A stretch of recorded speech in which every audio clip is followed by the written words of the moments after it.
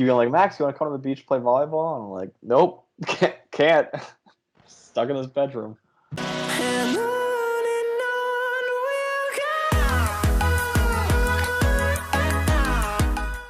Welcome to another episode of Boom or Bust, the draft show. Max Chadwick alongside Tate, Sigworth, and Nick Merriam. So not a scouting report video, or it kind of is. It's 9 different scouting reports in one video. So kind of what we did last year, where it's like, okay, Trevor Lawrence, Justin Fields, Trey Lance, those are the 3 guys that we know going into the season.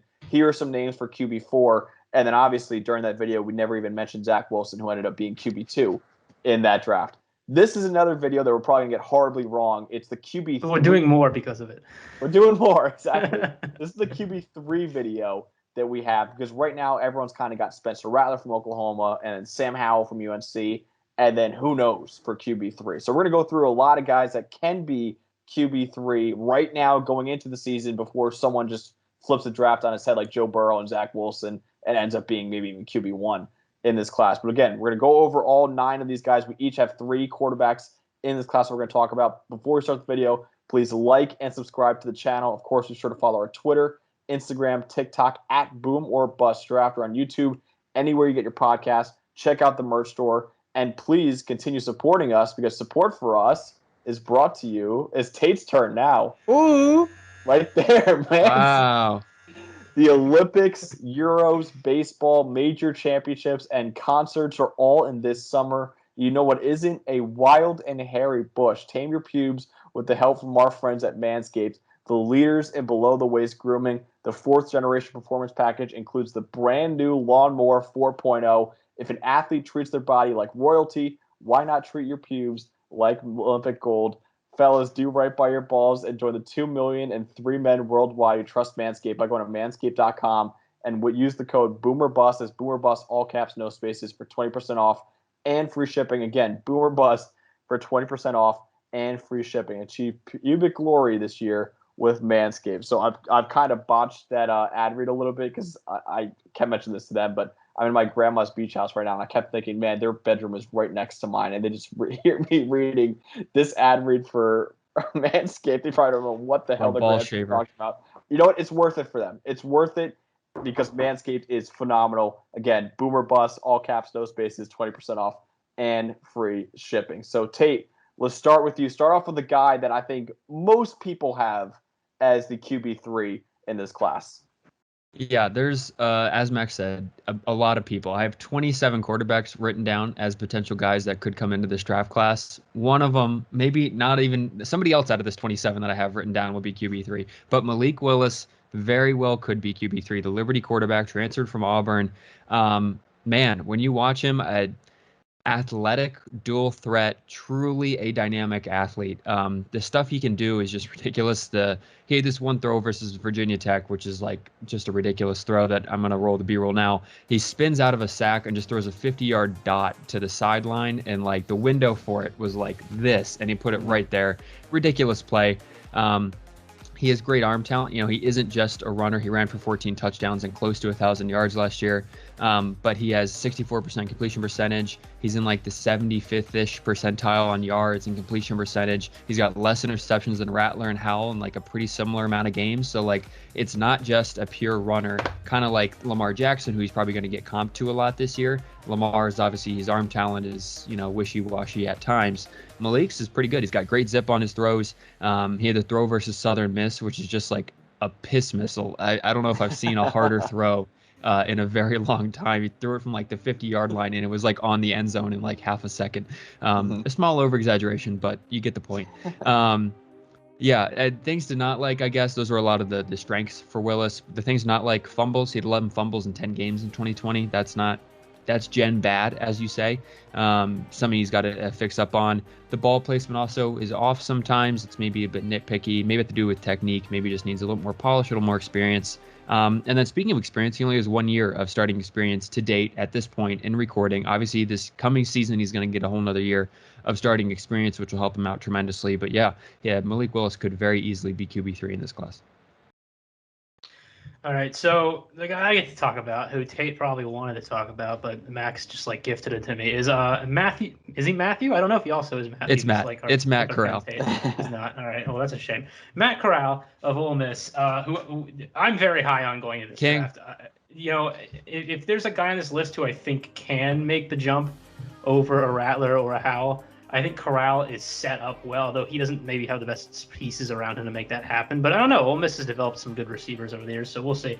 But when you just talk about from the pocket, I think great anticipation, touch of the ball, ability to change up the arm angles from touch passes to just throwing lasers. I don't think he's the most strongest arm in college, but it's good enough. And just deep ball accuracy. I think he has it all. He's produced at a high level in almost every game he played last year, except for like a couple where he threw like a high volume of interceptions, which, people will point out. I believe it was an Arkansas game, right, where he threw like 5 in one game. But 6. Here's the thing. I'd rather have the guy that's throwing the ball downfield and attacking downfield than a guy who's not. And we're going to talk about somebody later in this video who doesn't attack downfield enough. And along with this, he's athletic. He really is. He's not the biggest guy, but he can move his feet in the pocket. He's really fun to watch trying to escape pressure. He does struggle a little bit when he gets caught up in pressure with hands in his face, but when he's able to maneuver the pocket, he can throw on the run really well. And he's also a mobile guy. He'll make plays with his legs. Just the way he's built as a player right now, it's kind of like a Kyler Murray light-esque type thing. He has that ceiling as a player. If he can continue to produce this Ole Miss offense with less weapons, Elijah Moore's gone this year, I think he's really set himself up well to go highly in this draft as a guy who can throw the ball downfield and use his legs to create.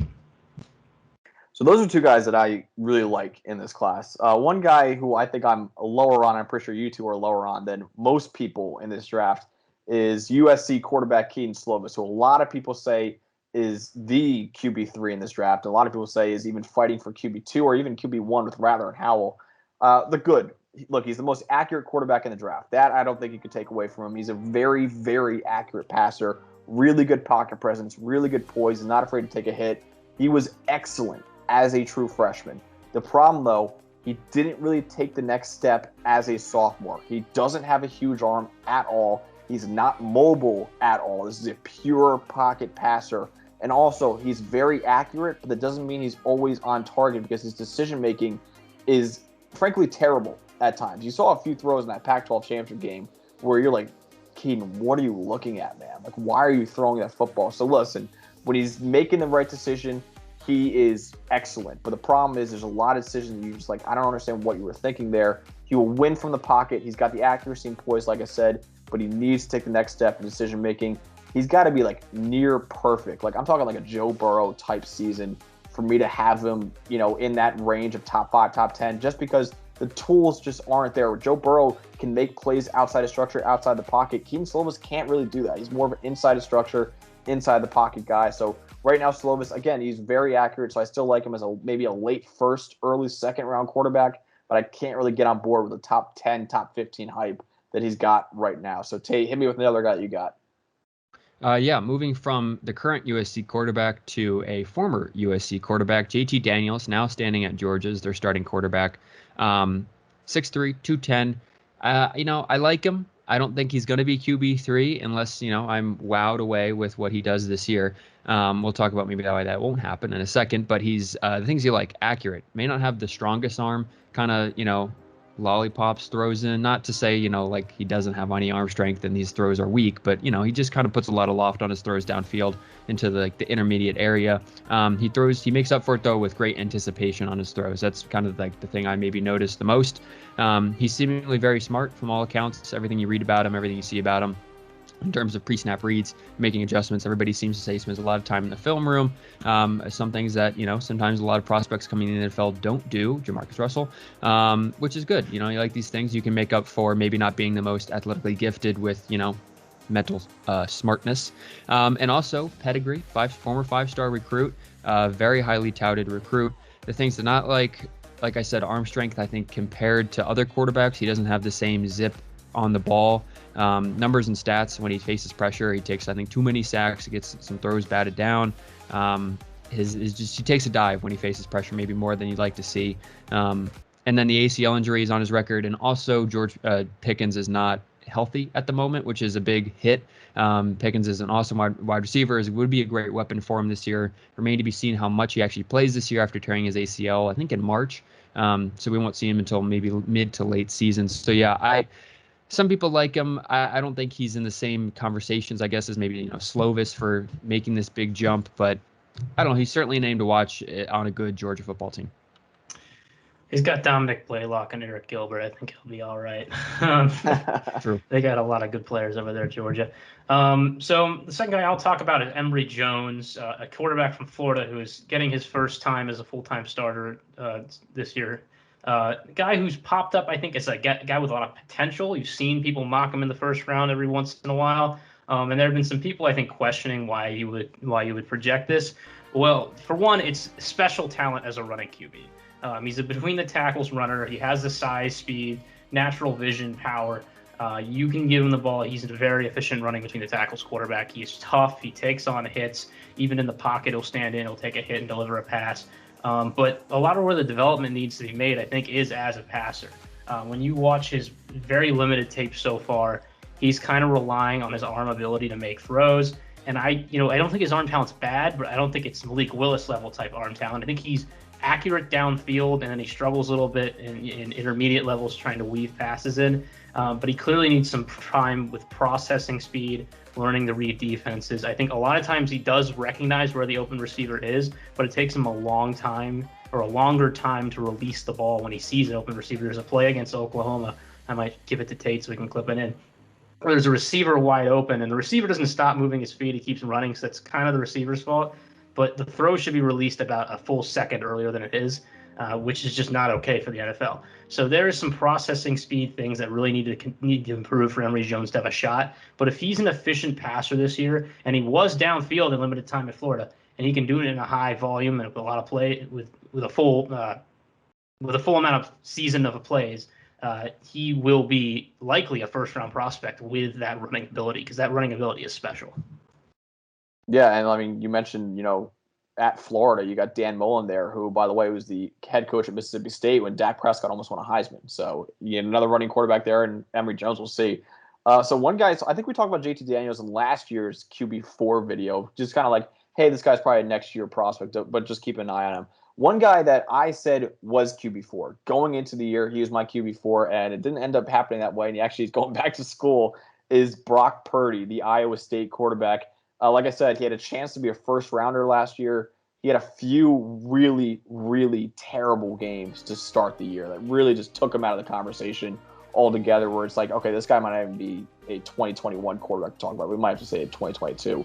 There's some boneheaded interceptions. Like, it was terrible those first few games. He did, however, look a lot better after those first few games, but he's been on a downward trend, not an upward trend, since his dominant freshman year. Even last year when I was talking about him, I said, hey, his sophomore year was worse than his freshman year, but if he can bounce back and become, like what he was as a freshman, we're talking, about a first-round quarterback. Well, now you got 2 straight years where it's like, okay, he's not really been that way since he was in 2018. 2019 and 2020 both been good, but not as good as he was in 2018. Not a big arm, not the biggest. He's only 6'1", but he can improvise and make plays. I want to see him attack more downfield like he did in 2018. You didn't really see that in the last 2 years now. You got Breece Hall there, who's maybe RB1 in this draft. You got Charlie Kohler, who's one of the top tight ends in the country. They should help him shoulder the load on an offense. But Purdy, like I said, needs to get back to his 2018 form to have a shot at being QB3. And right now, I think he's got a really outside chance at being QB3 in this draft. But Tate, finish it off. Who's your last guy for this QB3 video? Before I go into him, because he's a guy who certainly could be QB3. Guys, not to spoil, Nick and Max's last guys, but we're not going to talk about Kenny Pickett, who is Pittsburgh's quarterback, who needs a great year to be QB3, but is it Kenny football, as we like to say, is an option for QB3. We're not going to talk about De'Ara King today, Miami quarterback, who very big name, and then a bunch of other guys, Jaden Daniels, Arizona State. There's a million guys in this draft class who QB3, but the guy I'm going to finish off today with is Carson Strong, 6'4", 215, a very tall man. Playing at Nevada, and the research for this episode, things, I like to just do a little reading about, what's he like, yada, yada. Somebody mocked him first overall. I don't think Carson Strong is going to be first overall, but That's he still QB1. is very good. That's QB1. We're talking about QB3 today, so don't worry about that. The improvement from 2019 to 2020, you love to see it. Higher completion percentage, total yards on less attempted passes. So that's, gen good. Less attempted passes, but he performed better overall. More than doubled his touchdowns, and he dropped his interceptions from 7 to 4. So there was a big improvement, a big leap. If he makes even another leap and puts up even better stats, he a real chance for QB3. We saw Trey Lance last year. A smaller school, Nevada is a smaller school, but Trey Lance still went very high in the draft. It's not unreasonable. BYU's not a big school either. What'd you just say? BYU's not a big school either. That's also true. Although they had a bunch of dogs get drafted in last year's class, thanks to the offensive line. Traits for Carson Strong. He's got a quick, snappy throwing motion, which I like to see. Good frame, like I mentioned. He's real tall, 6'4". Maybe 215 is too skinny for 6'4", but whatever. He's got pretty good mobility, and he comfortably moves around the pocket. He has this little baby shuffle, which he moves around the pocket, which is good because he keeps both feet on the grounds at all times pretty much, and is never really caught off guard, ready to throw. Does a lot of work pre-snap too, which is another thing. Working for the reads is good before you even come in the NFL and having that basis. Weaknesses for Carson Strong, I think he struggles majorly under pressure, which is something you don't like to see. It's something with quarterbacks have struggled with when they come in the NFL. Baker Mayfield, as a Cleveland fan, has struggled with that at times, at least in this first 2 years. And then he had a knee injury this offseason, which doctors told the coaches to be cautious on, which is kind of a red flag. I'm sure he's fine, should be fully recovered. But at this point, it's just something to watch. Real quick on Carson Strong, he said that he wants to break the record for completion percentage in a season. He said 85%. He told our friends at the Draft Network, and the record's 77%. So 85%. He said he wanted to break Mac Jones's record. Yes, which would be maybe help him out for QB3. We'll see. Yeah, probably would. Just throw a lot of checkdowns. 85%, yeah, break it by 8%, yeah, that was pretty good. Speaking of 6'4", 215-pound QBs who like checkdowns, that transition. Desmond Ridder of Cincinnati. This guy's really interesting. I have a second-round grade on him, but he's weird. He's skinny, right? He's tall, but he's skinny. And a big part of his game is that he's actually fast and can run. They have design runs, and he scrambles well, and he picks up a lot of yards with his legs because he does have he's deceivingly fast. But I'm so worried about him as a runner just because he has that skinny frame. He could get chopped down and hurt so easily, and you just don't want that at quarterback. And it's not like he's playing top competition in the American Athletic Conference. So I need to see the passing really develop. And him as a passer is just full of these superlatives, one way or the other, where it's he's excellent at processing, but he never challenges downfield. But he's really, really good at attacking the middle of the field, but maybe he doesn't do that enough either. And so the accuracy, it's nice everywhere up to 15 yards, and then just nosedives. And he can't hit a guy downfield. But every once in a while, he throws a really, really nice deep ball, except for often his receivers drop the really nice deep balls because there's no good receivers in Cincinnati. So it's he's an extremely frustrating player to watch, not just because of his flaws, but also because of Cincinnati's offensive flaws. He has the ability to be like Kirk Cousins with mobility, which is really intriguing. But you don't see it yet, and this is year 4, so I don't know for certain he's gonna turn it on and become this great downfield passer. But in terms of ability to protect the football, manage the game, he looks like Alex Smith right now. And you know what? Alex Smith, in his prime, is probably worth a second-round pick. But I don't know that this guy is really going to play his way into QB3. I guess there's a possibility. But, he's kind of a high floor, low ceiling type prospect in my mind. Didn't Alex Smith get drafted first overall? Yeah, but that was at a time where they didn't know what they were doing, and, over Aaron Rodgers, finding Aaron Rodgers with 25th, and all that. Okay. Yeah. Man, Desmond Oh, man, I wish PJ was here right now. PJ loves Desmond Ridder, so he probably would have been screaming at you, Nick. I agree with Nick. Look, I like him. I Wholeheartedly, I agree with you. It's just I don't get the QB3 stuff. One guy, so this Tate, you mentioned so many names that are more household names than my last guy. And this guy, this is me calling my shot. This is you know what? We were dead wrong about Zach Wilson going into there. Nobody even knew who he was. Nobody even talked about Joe Burrow at all. This is me hopefully talking about that guy that can explode, and that's for Grayson McCall, the Coastal Carolina quarterback. He's the sneaky pick for me to be Zach Wilson, Joe Burrow. he was awesome in 2020 as a redshirt freshman. He attacks downfield, has a big arm, doesn't put the ball in harm's way either. He can also improvise and make plays off structure. Like, he was one of the best quarterbacks in college football last year for Coastal Carolina as a redshirt freshman.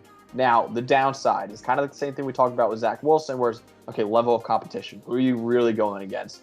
And it's not great playing in the Sun Belt Conference. And also, another thing, we talked about Sam Howell and his offense being a really college-y offense. Well, Grayson McCall plays in the most college-y offense imaginable, which is the triple option offense. So that is concerning. But it's not like it's the triple option that Georgia Tech runs where they literally never throw the ball. Like, it's triple option, but also, like, he's dropping back and he's making passes too. So if he's lights out again, he will have a lot of question marks about that offense and about the level of competition. But I think he's sneakily got the talent to maybe not be QB3, but he can be up there, man, and maybe be a first-round pick in this draft. So before we wrap the video, guys, I wanted to ask you guys each, who is your QB3 as of right now? I think Nick and I both have the same answer here, and it is the Ole Miss King, Matt Corral. I think I said in our offensive preview video, like way back when, check the video out. I think I said, quote, I'm going to be aggressively high on Matt Corral this season. I just want everybody to know. I'm kind of in that boat too. I'm definitely, we're both definitely like higher than most. We're all aboard. I have Corral QB4, and yeah, Tate, you said you're gonna be aggressively high. Like, Nick took that to a whole new level. He's like, yeah, he's top 5 on my board right now, right? He's Isn't he like top 5. He's not. Oh, not anymore. He was He's at one like point. 7. Okay, all right. Still, at one point you texted. He's like, yeah, he's 4th overall, and I was like, oh, all right. Choo choo, man! All aboard the train. My QB3, I did this in a TikTok already, but it's Malik Willis. I just think that upside is unbelievable. Like, he's got the highest ceiling in the draft. I compared him to Trey Lance just because Trey Lance, had the strongest arm, was the best runner, but needs a lot of polish. That's Malik Willis. Best arm, best runner, still needs a lot of polish. But man, if you get him polished, he could be probably the best quarterback in this class out of all. Corral's your 4 too, right?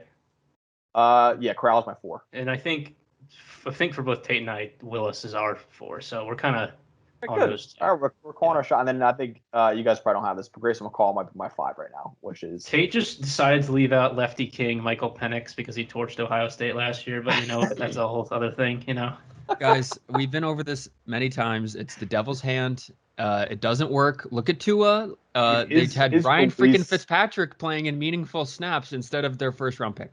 I love Penix too, but like, his release is so wonky, man. I don't know if he's a great quarterback, but yeah, it's weird. I don't know. He could maybe be definitely a guy for QB3. Sean Clifford, hello. Not here, man. I'd rather take Tommy DeVito, honestly. I'd rather have Tommy DeVito. Please like the video, subscribe to the channel, comment what you think about QB3. Who is your QB3 in 2022? Also, comment what video you want us to do next. Follow our Twitter, Instagram, TikTok at BoomerBustDraft. Leave a review in our podcast.